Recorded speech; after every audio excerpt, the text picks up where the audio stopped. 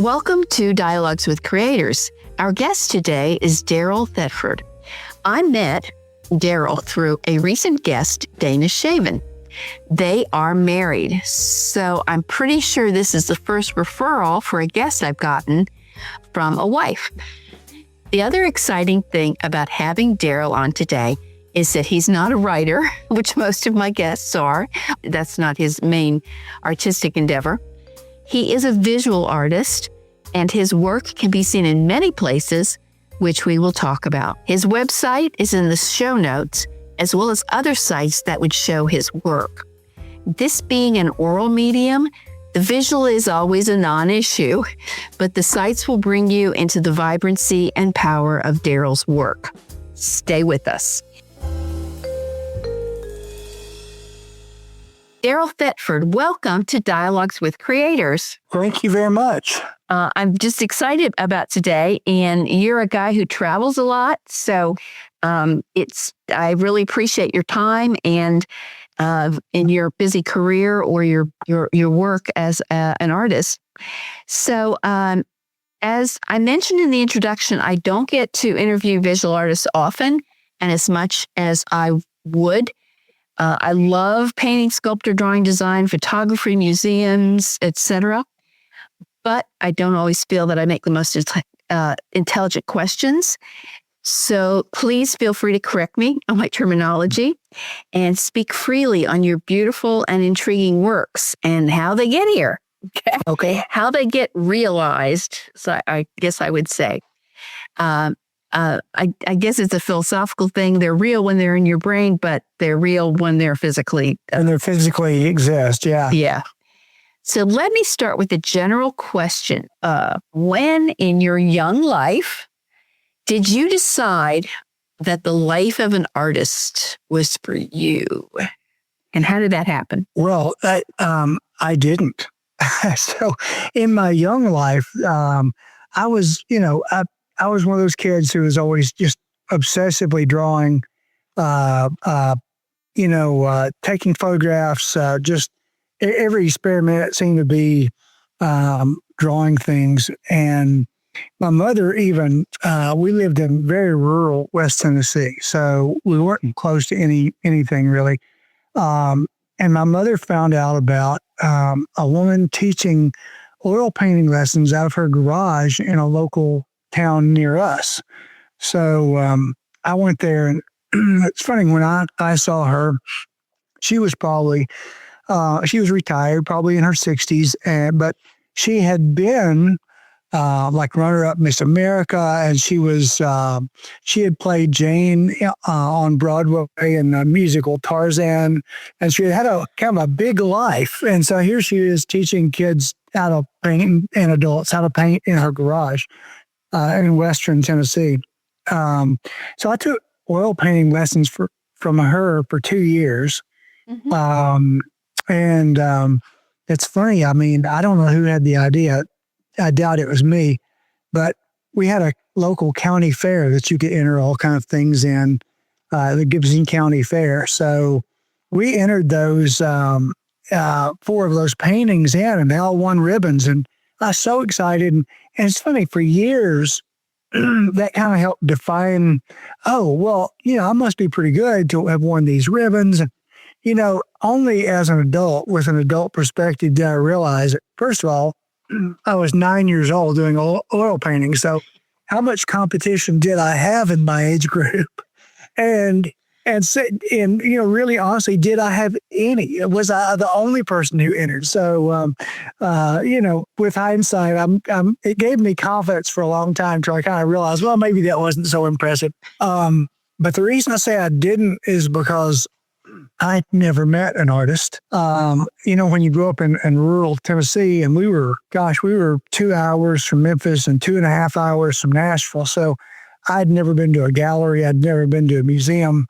The concept of being a working artist and making your living was it was as foreign as just saying, how would you like to invent a space capsule? I mean, that didn't happen. And so when I went to college, that never crossed my mind. I was I did take one art class because I wanted to kind of further that. I, again, wasn't rethinking career. I had gotten a basketball scholarship, and the art teacher professor or a professor was aware of that. And for some reason, there were maybe 12 of us in the class, and it was a drawing class. And everybody got an A every time but me, and I got a D. And I told the group, and we got to know each other at Crusade at this big round table over the course of the semester. And I said, okay, tell me, what am I doing that's so bad? Because I can't get good enough feedback from the professor. And they all said, well, I mean, we kind of have you. I mean, they were honest, kind of middle of the pack. You're not the best artist in here. You're not the worst. It's we don't know. So I went to him, and he more or less said he thought I was taking it because it was an easy A and I'm on the basketball team. So I'll tell you what, I'll make a deal with you. If you'll give me a C, I promise never to take another art class. And he said, okay, it's a deal. So that's my entire history of my art education. I went on to work, get my master's and work in the mental health field. And that's where my wife and I, Dana Shaven, that's where we met. She was a psychological examiner, and I was doing various things in community mental health, therapist, mental health center manager, different things. So when we met a couple, we were in our mid-30s. We met a couple, and they were making their living full-time as full-time artists. And it just blew our minds. It's like, really, you can do that? And they said, yeah, it's actually fairly simple. You do these, you can do these different art festivals. You can do galleries. You can do a number of ways to make money. And so, it's a fairly long and complicated story, but the essence of it is that Dana quit her job first. She said, I'm the most burnt out, and I want to pursue this more than you. And she, so she started selling her art and doing art festivals in ceramics. She's doing these painted bowls, and she progressed on to painting. And I don't know, maybe I'm guessing about 4 years later, I quit my job and began doing it full time as well. So that's the progression. So I was about 39 when I started my art career. Oh, wow. Okay, there's a lot there. And yes, the first thing is that your art professor was, that was, I guess, probably back in the day. As a person who spent close to 5 decades teaching and just recently retired, you can't be so direct anymore. You have to be more encouraging to the students. Exactly. But I guess he just felt he had your number or something. I don't know. And then I'm still like the lady who'd been Jane on Broadway in Tarzan musical. I had no idea there was a musical about Tarzan. Well, keep in mind, I'm 64 now, and I was 9 then. So it's been, and she was about 65 or so then. So it was probably in the 20s or 30s. Yeah. It was a long time ago. I'm just trying to see Tarzan is a musical. That just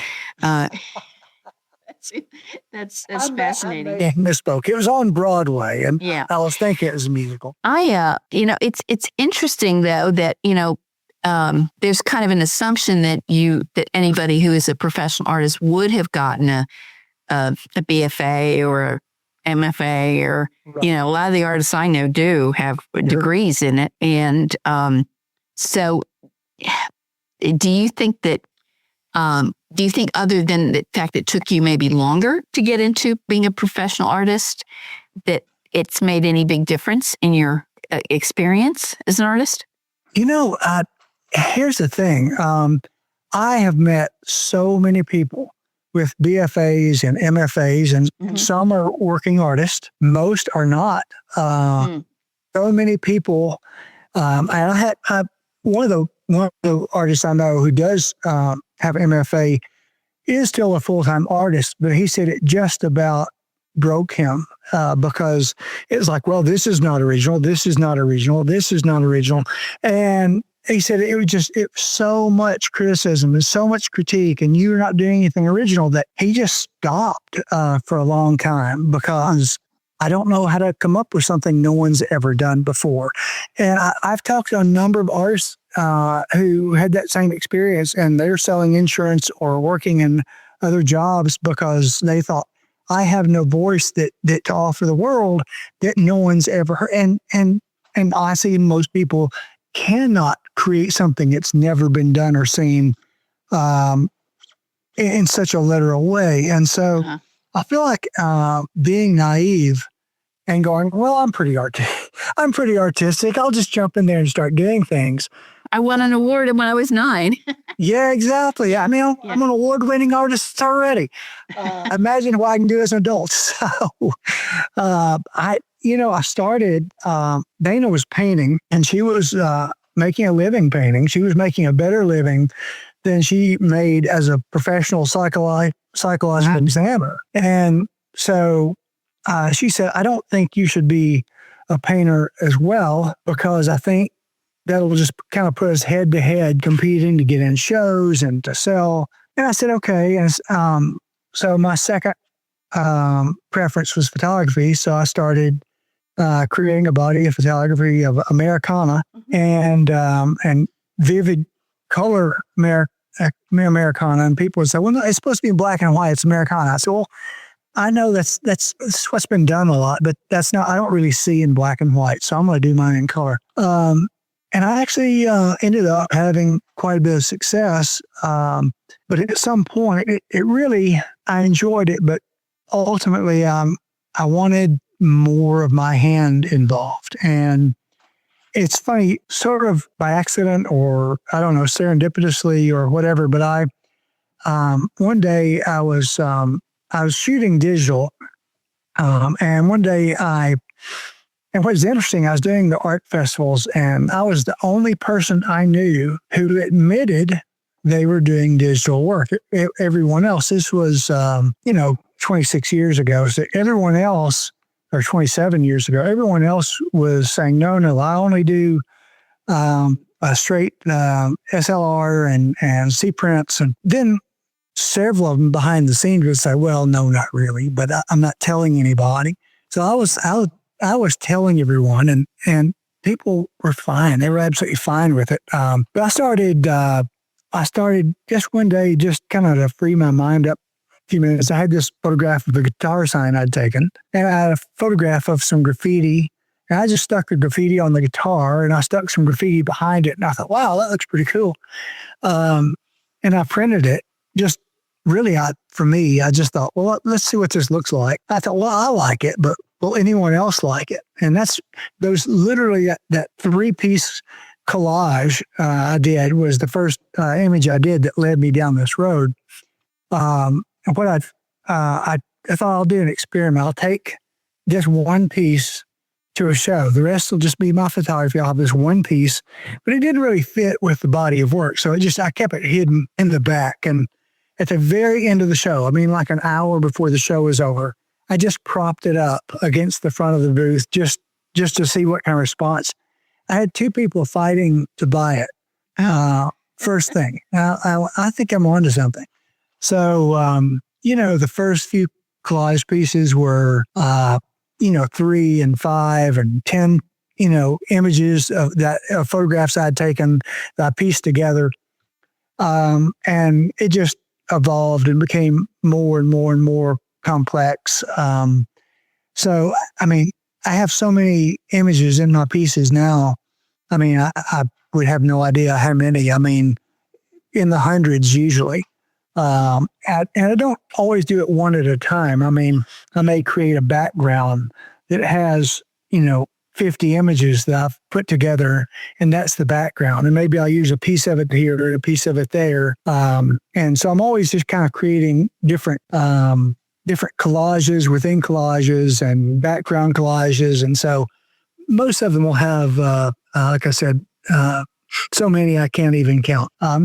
That's the basic digital image that's created. Once I have that, what I was doing early on is I would print them. There was a lab here in Chattanooga that could convert a digital file into a C print, and they look just fabulous. And so, and I would frame those under glass and sell those. And it was a very good response. But then the technology came out where, it's a little more common publicly now, but in the commercial realm, you could print on kind of these aluminum composite panels, which are what they were printing signs on. And I went to one of those printers and said, why don't we print one? And they didn't really want to work with an artist. So we kind of did some samples and came to an agreement on what they would charge if I did a certain number. And I started doing it that way for a number of years, and then moved on to, now I create, they're also printed now, but there's paint, there's paper, there's handmade paper that I buy, there's different types of artist media that I bring in, textures. So I've got a little everything. And so those earlier ones were editions, very limited, of usually editions of 9. And these are all one of a kind. Oh. And I'll occasionally do prints for someone. For example, there's a corporation that wanted a number of pieces, and they didn't feel like they needed originals. And honestly, they preferred that they be printed on aluminum so that they're hardier and safer and, harder to damage. So I did a whole series of prints for them based on the original collages. So this is very interesting because I did not realize, I knew that some of your work I looked at was collages, but I thought more of them were just paintings. Not just paintings, but paintings, It's funny when people are in front of them, they always want to touch them because they're kind of going, there's something going on here that I don't quite get. Mm-hmm. And I'm talking about artists, curators, a lot of people, they're going, it's not just, there's some printing in there and there's some painting in there, but they're really seldom come up with they can't come up with a process. No one's actually ever done the process that I'm aware of prior to me, because I'm literally printing at times directly on top of paint. So it's just a very different take on kind of the way I see things and do things. So this is fascinating because basically you've just circumvented the stuff you're supposed to do. You did create a different modality, I guess. Is that how you would put it? Yeah, I mean, it's something that our medium, a different medium. Yeah. I mean, different people are doing all kind of digital work in museums and other places, but this is kind of this hybrid. Yeah. And it's I'm seeing people experiment more with that now, but when I first started doing it, I never saw it done with anyone. Mm-hmm. And I think it did really gather momentum, and a lot of people were kind of excited about it and were wanting to buy it or collect it or whatever. So you started showing at festivals, I guess, or fairs, and then you got into galleries. Yeah, so initially, the people who had kind of taught us how to make a living, they were doing these street art festivals where you set up a tent and you do that. You sell your work there, and that's the way we started. And it's funny, there's so many of those across the country, and most people have been to one or two or a craft fair or something like that. But there's a whole hierarchy of those. I mean, you have just kind of the ones you see everywhere, which you maybe call a D or a C level show. You have your shows that, those are pretty good and they're in good markets. Then you have your A level shows that are they're very, very hard to get into. They're very good artists, but they're also very lucrative. And those are the ones that you can really make a great living at. That's also why they're so competitive to be in. So we were doing that of all levels. I mean, there's not many I didn't try at some point in my career. Um, and even after all this time and having a lot of corporate commissions and having several galleries, I still find it the most lucrative way I know to make money. So I still do one in La Quinta, which is Palm Springs. Mhm. I do one in Park City, Sun Valley, and Denver. Those are the four I kept. And occasionally I'll do a different one, but I have kept those four for a long time. And, used to you couldn't do that and have museum exhibits and be in good galleries. You had to pick one or the other. And things have changed with the internet and artists being able to sell their own work and social media. Galleries couldn't quite demand such an exclusive contract anymore.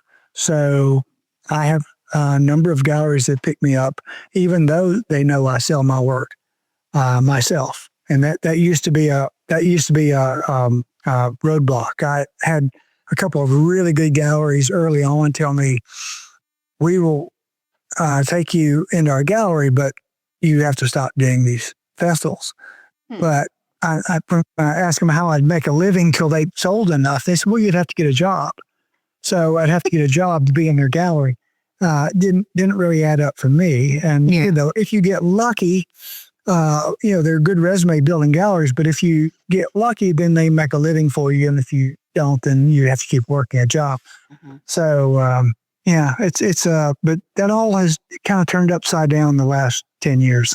So when you say galleries, you mean commercial where people go to buy the paintings? That's right. As opposed to a museum, which is... for example, like the Holter Museum of Art, and that's a traditional museum where I had a solo exhibit for 3 months last year in Montana. It was kind of a retrospective, but when I refer to gallery, it's more like, so I'm in a gallery in Las Vegas, I'm in a gallery in Tampa, I'm a gallery in Nashville. And all three of those, my work is there and available to be purchased. I don't do anything in those areas to sell my own work because they represent me there. Okay, yeah. So as far as the commissions, how does that work? You get. I noticed, like for example, you had a skyline work of Spartanburg, South Carolina, which is, my husband's from there. So I thought that's interesting. And so do they contact you that they want you to do it, or is this like you solicit? No, they're pretty well all contact me. So, okay. That was done for Caldwell Banker in Spartanburg. And, that was actually through an art consultant. So corporate art consultants, a lot of people don't know about them, but they're not unusual, and they buy art for corporations. They're essentially their decorator. A company will hire somebody. So we're building new offices or remodeling our offices. We're kind of looking for this kind of art, and they'll tell them what they're looking for, the kind they're looking for, and that person will go out and try to find either through people they know or through searches, other ways, something that fits the style they're looking for. In this case, I had met this particular art consultant. We had never done anything together, but when Caldwell Banker told her that they wanted a cityscape that was kind of bright and funky and unusual, she said, "Oh, I thought of you," and so she called me and got a price on what that would, what it would cost them, what my fee would be. And they agreed. So that's kind of how that worked with them. Others, it's maybe they meet me at a festival and they just say, Houston, Texas, I had a guy walk into my booth and he said, "Can you come by my place after, like on Monday morning?" I said, "Sure." Well, his place was the Capital One building. And I ended up doing 16 8x5 foot pieces for his lobby. And and that was just because he walked in my booth and saw me and he liked it. And well, let's try to make this happen. Other commissions come from my galleries, a gallery in Tampa, actually she's technically in Clearwater, but she serves kind of the whole Tampa Bay area. She has gotten a number of corporate commissions for me by, she knows what I do and what people want. So, I've done several things for her that she's gotten, including this latest 36-foot by 31-foot mural for the Adams Homes group. Mm-hmm. Yeah, and that's one thing I noticed was looking at your work. I said, "Oh, these are big."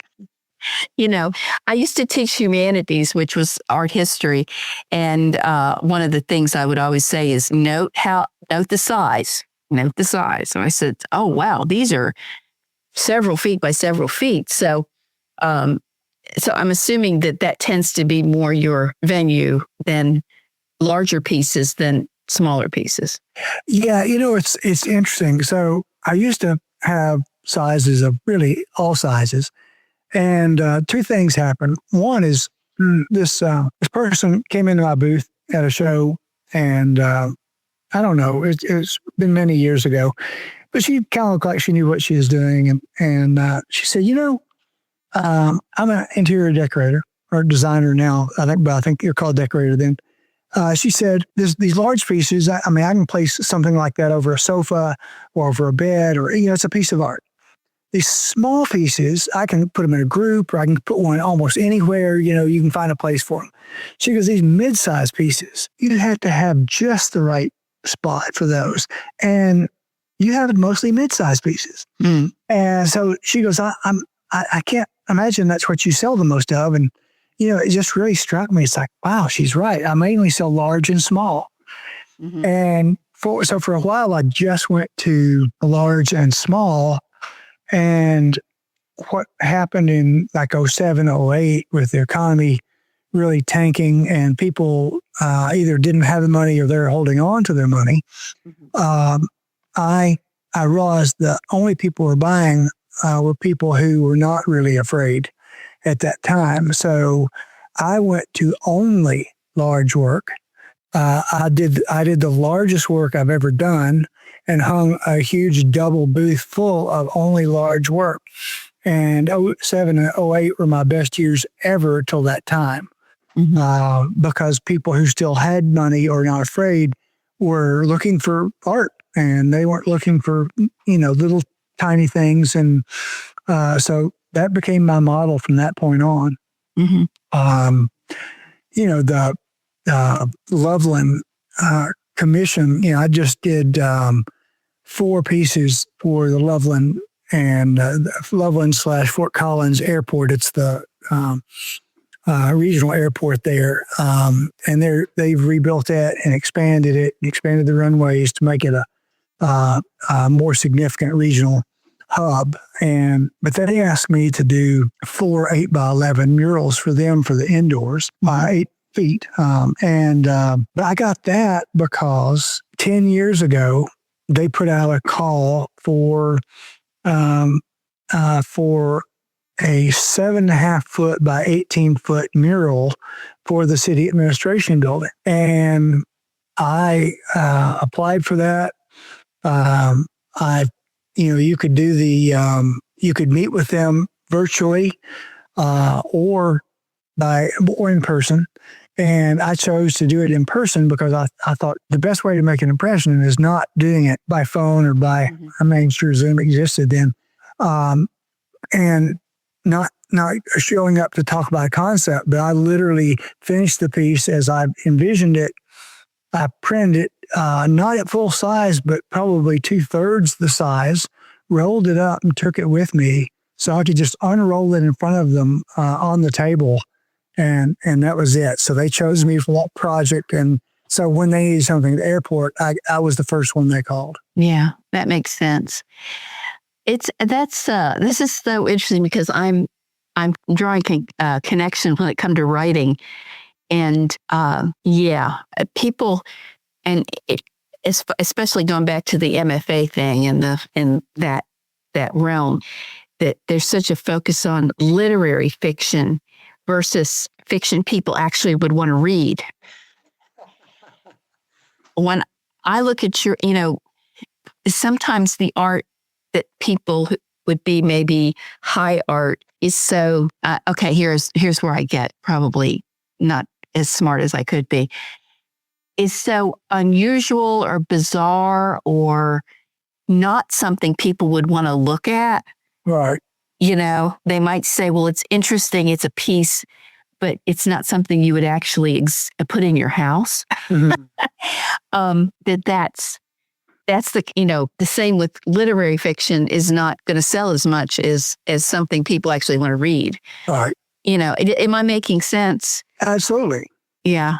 So it sounds like you have found the best of both worlds where you can. I think, it's funny. I heard this interview, Dave Matthews Band, when they were really popular, had a bunch of hits. He stopped for one album and did a solo album, and they interviewed him on Fresh Air and said, "Are you leaving the group? Is this it?" And he goes, "Oh, no." He said, "This is literally just one solo album." He said, "If you listen to my lyrics on most of the songs that have been hits, they're pretty dark. I don't want to live. I'm not happy." He said, the group puts it to this happy pop tune. And so people are standing in front saying, "I don't want to live." And he said, it's such a weird thing. And to me, I felt like a lot of psychological work I was doing was hard to buy because I'm talking about the struggle of life. I'm talking about being bombarded by our own issues and cultural issues. But I kind of did what Dave Matthews Band did. I set it to a pop tune. I painted it in vivid color, and I distressed it some and made it look funky and poppy. So it could be both. It could be, oh, I see this has a message, but it's pretty enough to be in the house, and again, my disposition, because I didn't have the art training, was never pretty as bad. I don't think pretty has to be bad if it's meaningful. It's just meaningful doesn't have to be ugly, and so it doesn't have to be. It can be, but does not have to be so conceptual that you simply don't know what to do with it. So that's kind of that line I tried to walk because I knew at some point I had to still make a living and I still had to sell work. So making difficult work that people can dance to. Okay, I like that. So, getting to the specifics of your process, I know how I start a story, an image or an incident someone has told me or experienced, and I build around it like a bird building a nest. And either I'm satisfied with it or I don't want to work on it anymore. That's when it's done. Right. But, and so that's, the baseline of it. So my question has always been with visual artists, is there a vision that starts the work? Or is it a conception, a concept, or and what happens after or before that? Most artists I know, and certainly can't speak for all, but most I know start with at least an idea of what they're going for. It could be a clear vision, it could be a concept, but they certainly start with something, not just looking at a blank canvas and going, "What do I do?" So that's the way I start. I come into it going, okay, I want to do this guy kind of with these boxes, and maybe he's loading a truck, and but they're really his issues. And I did that, and I actually completed that piece, and it's like this doesn't work at all. It's what works is the guy with boxes, but the whole back of the truck thing and all that, none of it worked. And so, I finished it, didn't work. And I took the truck out and spent a few more days putting more boxes and taking some out and minimizing the background, and suddenly it's like, oh yeah, this works for my vision anyway. Mm. And so it usually starts with like that. Here's the way I see it, and then okay, I had to make some changes because once it was realized, I didn't actually like it, and that happens quite a bit. Sometimes, thankfully, more subtle than that. It just needs a little tweaking here or there. Sometimes it needs a major overhaul, or other times, wow, I've spent a lot of time on this and it simply just doesn't work. I have when I think something's done, and I know as a writer, we work on something as a writer, like you, we work on things, and at some point you're so far in it, you almost lose perspective. Yeah. And so I have my first, if we're talking about writing, my first reader is my wife, Dana. So she comes and she looks at it, and sometimes she'll just go, oh my God, just stop now. There's already too much happening here. But she has a really good eye, and she can usually say, I don't know what this is. And I'm not even seeing it anymore as something mysterious because I know what it was supposed to be. But this thing in the right-hand corner, what is that? And I'll tell her, she goes, yeah, I don't see that. That helps because it's like, okay, that's not clear. Once it passes her test, and if I have any doubts, I have two more people who we look at each other's work, and I'll text them a picture at the same time, say, what do you think? But I do it separately because I don't want them to play off each other. I don't want them to say, yeah, what he says. So, and they'll give me feedback. So I have three people when I need it giving me feedback. And that usually, they'll have a good eye. I trust kind of the way they see things. And it's pretty rare when I actually say, I think all three are wrong. And I'm going to stick with this. Usually I feel like they're more or less on target, and I make changes based on some of the things because they're seeing things that I can no longer see. So that's what I do, and that's the digital part, and then I begin the physical part. So I'm in my house doing that. I have a dedicated office space for that, and then we bought a house with a 3-car garage simply because we didn't want to rent studio space anymore. It was getting higher and higher and higher for two of us to have a big studio space. So the 3-car garage, and especially since it's not in a close neighborhood, so I can expand when it's hot fully into the driveway as well when I need to and need things to dry. So that gives us the room to work physically as well. Okay, so that was one of my questions: is where was your studio? And so, how do you choose a medium, or do you pretty much work in the same media? Yeah, I mean, I work in the same thing. It evolves, like I described, from collage or what it is now, and I still toy with different variations. So I came up with I chopped after it was all finished and printed and painted and done. Then I chopped it all into blocks a couple of years ago and then reassembled it.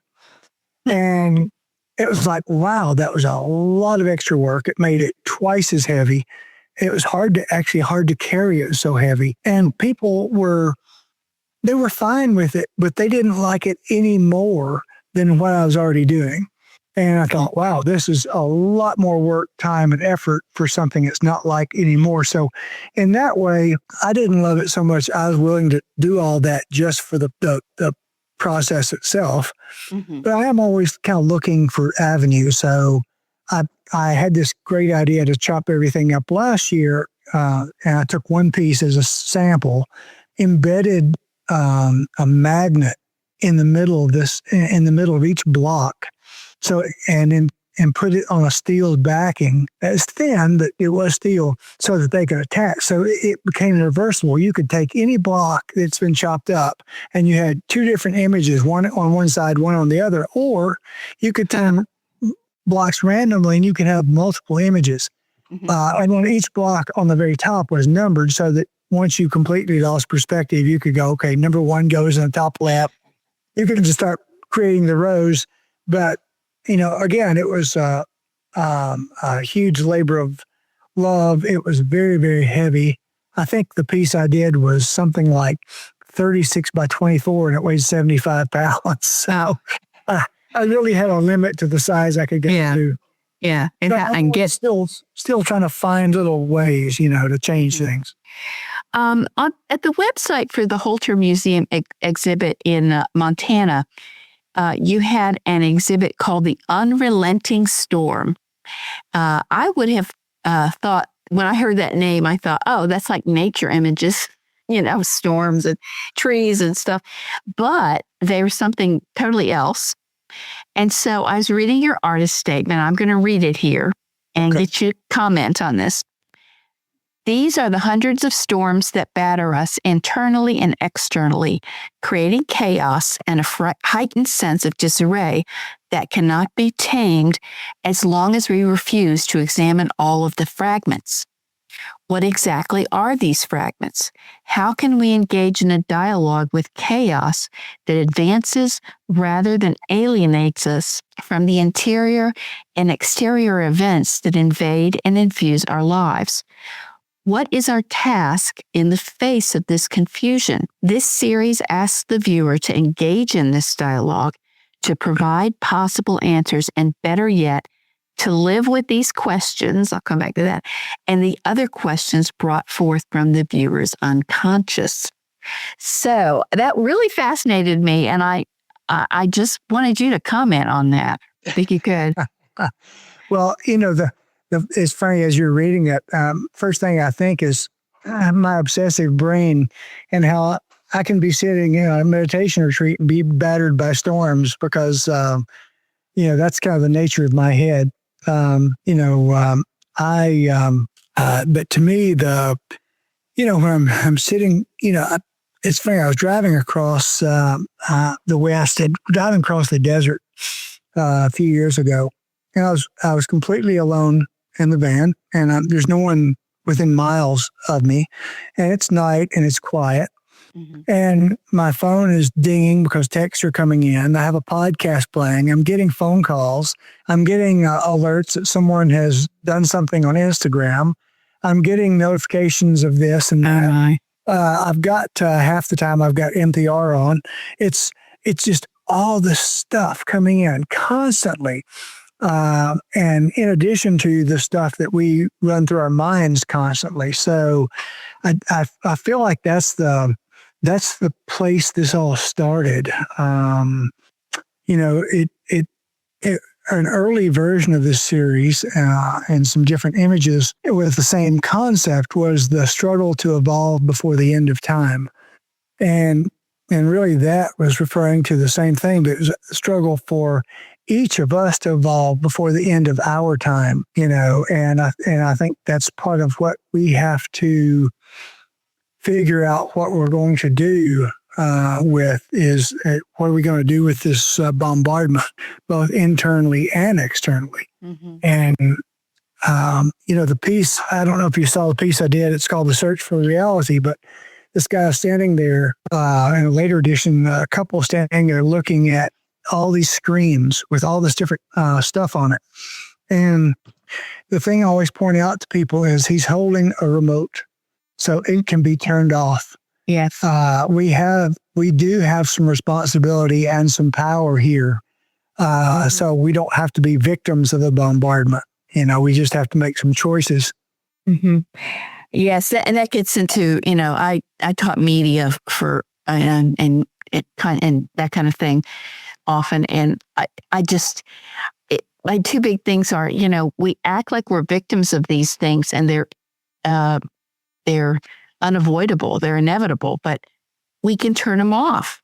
We don't have to live with this. And also, there's the idea of brain plasticity and how it has changed the functions of our brain and all that. And I said, well, if it did it to our brains, why can't we go back? Yeah. Our brain's plastic enough that they could go back to the way they were, to where we can deal with quiet, because the problem now is that even not just younger people, but older people, I'm older than you. We've lost our ability to deal with what I call quietude, or, just sit and think quietly without the kind of thing you're talking about. This, right. I as soon as I get in the car, I've got podcast on. Right. Why don't I listen to music, or why don't I just be quiet? Why? I'm an adult. I can make that choice. But Exactly. yeah. Okay. One thing that I liked, a couple things I liked in that is, that I think a lot of people would read this and think of it in terms of politics, because so many people they go to the political, and that's almost too easy. But you use the phrase to live the questions, and that's from Maria Rilke's work about the poets. Is that what you were thinking of when you put that there? I think I grab onto these little things, these little pieces of gold that I've run across here and there. Mm-hmm. The latest couple are the novelist Murakami. I love his weird abstract novels. But there are a couple of quotes by him too. And one is, "Do you live through fear or love?" Which I'd never juxtaposed those two. And I actually, and more I researched it, more I realized I don't think it was original to him, but he's the first person I heard it say it. Mm-hmm. And the other was, which relates more directly to what we're saying, talking about, is when you come out of the storm, you're different than when you went into the storm. And that's the purpose of the storm. And I think there's so many of these things I grab onto. The living the question, boy, that is such a challenge for me. I want to live the answer. Mm-hmm. I want things. Every time I start a series, I go, I'm going to do this in a linear way, front to end. I want to do 12 pieces, and they're going to all take one step at a time and go in order. And of course, that's never what happens. And at some point, I just have to accept that's me trying to kind of put control on something that has a voice of its own. Mm-hmm. I once got a job when I was still working in the real world, and they asked me, because I was going to be supervising people who had to do paperwork. They said, "How are you with doing paperwork?" And I said, I garden. And at one time I killed all my watermelon vines because I tried to make them all grow in a straight line. And they said, "You're hired."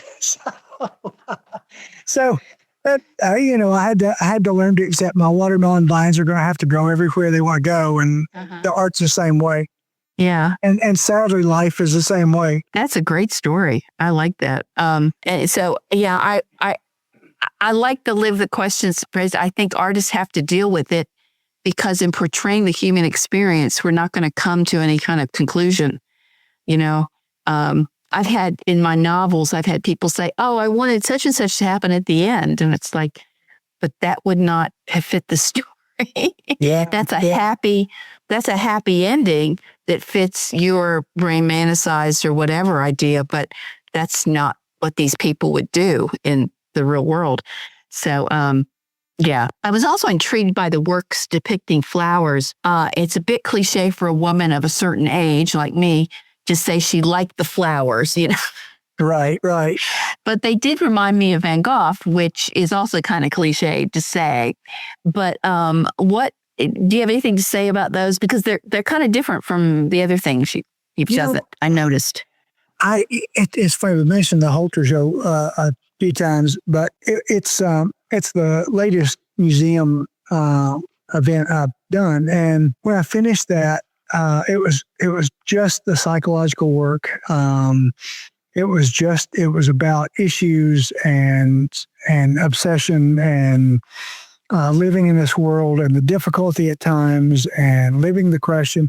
And once I was done with that, the next event I had coming up was the La Quinta show, the La Quinta Art Celebration, which is in Palm Springs. And I did not want to be in that headspace, at least for the next show or two. And the one thing I have always done for years, I do different faces, and I use those as what I consider a template for contemporary life. So if you look, and it's hard to tell on the website, but in person, you can see they have there are all kind of things about about money and the economy. So you'll have Wall Street, little Wall Street numbers. You'll have dollar signs. You'll have all kind of things that represent money. You'll have things that represent balance. So I'll have different scales and other things.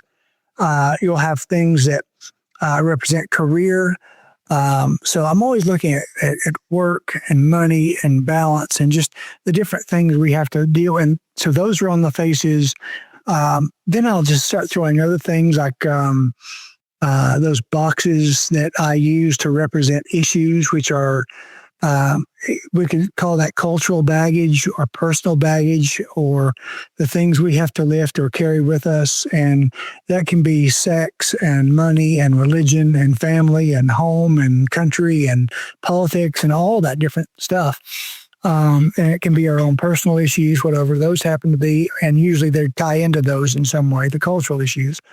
So those are covering those faces.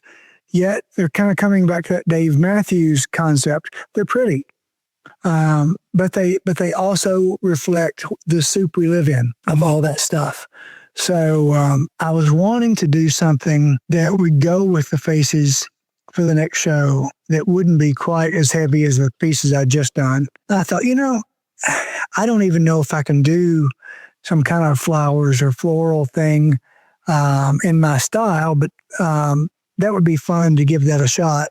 And I did a couple and, I was like, I think I kind of like this. And I got my team on board and I asked my wife what she thought. She goes, I really like it. And I said to the other two friends, they go, yeah, we like it. So I did a whole series of those. I'll probably be ending that soon, but I've done a number of them. And I'm even having a show this on May the 9th at the gallery in Nashville, so that which is called what was it called? It's called Flowers for the Modern World. Oh. So anyway, that's opening with Artist Talk. May the 9th, Saturday, May the 9th. And it'll be up all the month of May. But that's, that was just kind of finding that space for me, finding space for my head, finding a different something to play with and see where it goes.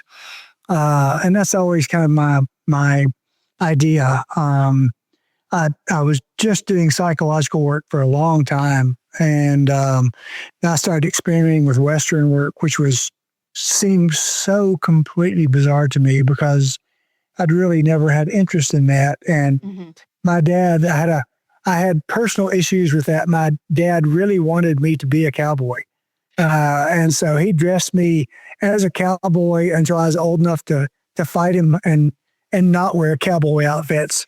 But, and he always wore a huge cowboy hat and cowboy boots. So, But yeah, I found this old image from the late 1800s of a cowboy, actual cowboy, looking over the prairie. And I did a collage with that image. So the only thing I used out of that original photograph was the outline of it. But it just became a fascinating template. And I started creating my own people and my own Western images from there. And generally, they also have a little bit of a psychological theme because that's my background. Mm-hmm. So I have two more questions for you. What's next? What's your next exhibit or show? I think you mentioned it. It's the one about the flowers. Yeah, I have the Nashville show. That's on my website and on my Instagram.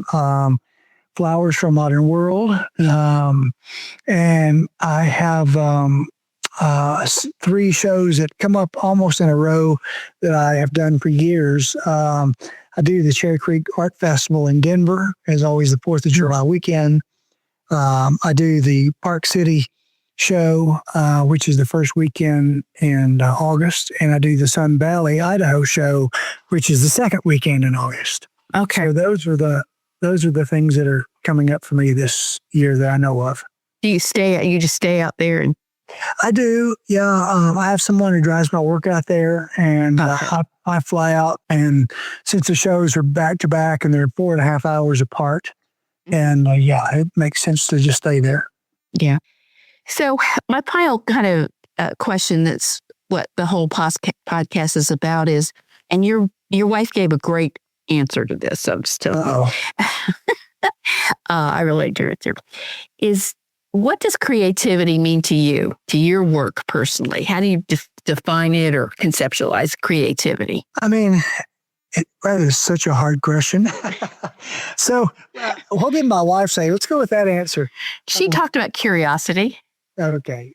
You need to go listen to her podcast. By the way, you mentioned I'm not a writer, so we want to clarify that. Okay. She always edits everything I do. To me, and maybe this is too broad, but this is kind of the vision I have for it. To me, creativity is something that absolutely any of us can bring to what we do. So for me, it's pretty obvious. But I mean, I see people, if you look anywhere, you see pro athletes, and some just do the job, but others do it almost magically because they're bringing so much creativity to it. Mm-hmm. I see people who are therapists, and they're good therapists, but then you see somebody else who's just outstanding because they think so far outside the box, and they bring questions, and they bring concepts and thoughts that you just don't anticipate, and they bring that kind of creative. So I think we can. It's that thinking outside the box that we can bring to our everyday life, to our work, to honestly to anything we do, as opposed to go down the path that we know and expect. And there's nothing inherently wrong with that, but it's certainly that creativity really, to me, brings that substance and depth. Mm-hmm. Yeah, I like that. I think this thing, with teaching, you can go in and just sort of do the thing you got to do in teaching, or you can take a whole different approach to it, which I always tried to do. Yeah, and that's inspiring when people do that. Yeah. And that, to me, is what creativity brings. Yeah. But the thing about it is sometimes it doesn't work. You might say, I'm going to think outside the box, and it's going to just look at this from a whole different perspective. And then it's just like, oh. Well, and sometimes it does. But the thing, that's kind of part of it, though, isn't it? That's that process of not having that definite answer and living in the question. It's I do pieces that I think are really good, but for some reason no one else seems to think they are. Yeah. And others that people can't get enough of, Mm-hmm. And so I think that's part of it too. That's that's a whole other subject. I have so enjoyed talking to you today. You are fascinating. I got more stuff I could talk to you about, but thank you. And I always give you a chance. You have anything else you want to talk about? Thank you so much, Barbara. No, I don't think I do, but thank you so much for the interview. All right. I appreciate it, and have a great day. Thank you.